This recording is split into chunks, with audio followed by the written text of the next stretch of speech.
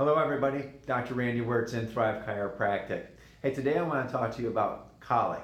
Now colic's one of those conditions that just doesn't affect the baby. Obviously the baby's in distress, but it also affects parents and the whole family. See, colic usually will start in the afternoon and go on into the evening where parents don't get a lot of sleep. But also it really wears parents and their ability to parent because they think, my goodness, they can't do anything and it's on the sidelines. So I see some very concerned parents, but very distressed babies when they come in and see me. Now, colic will typically start between the ages of 1 to 2 weeks and maybe go on until 6 months. Now, oftentimes the doctor will say they'll outgrow it. But in the meantime, you have a period of 6 months where the baby's, obviously there's some distress.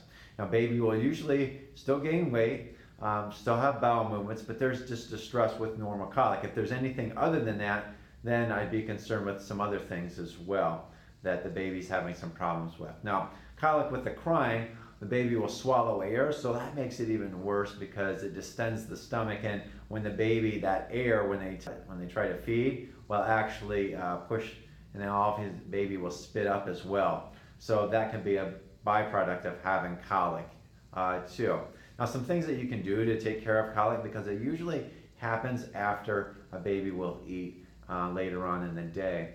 And you can do a warm compress. It might help with soothe them a little bit on their tummy, but then also make sure you're not rocking them or really moving them a lot during after they're fed as well. When you set them up, you might want to, rather than setting them up to burp, you might want to lay them across your lap because that helps it come out a little bit easier for that baby too.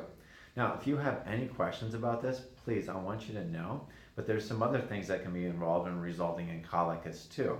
Because we have to look at the nerves and how they work with the stomach.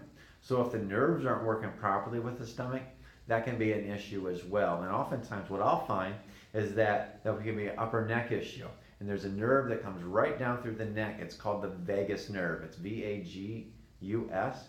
And that will also oftentimes be interfered with, and it'll have the baby not digest their food as well. We'll see that oftentimes that with feeding, formula can be a result of colic where they can't digest the formula as well. So I'll introduce what I suggest moms do is try goat's milk if you're not breastfeeding. Breastfeeding's the best, but formula, there's a lot of stuff in formula that makes it hard to digest, but goat's milk is easier to digest than the other milk. But if you do have any questions, let me know. And if you don't know anybody, if maybe your child is affected by colic, maybe you know somebody else's child, please pass this on to them. It can make a world of difference for them and just get some sleep and their baby to be healthy again.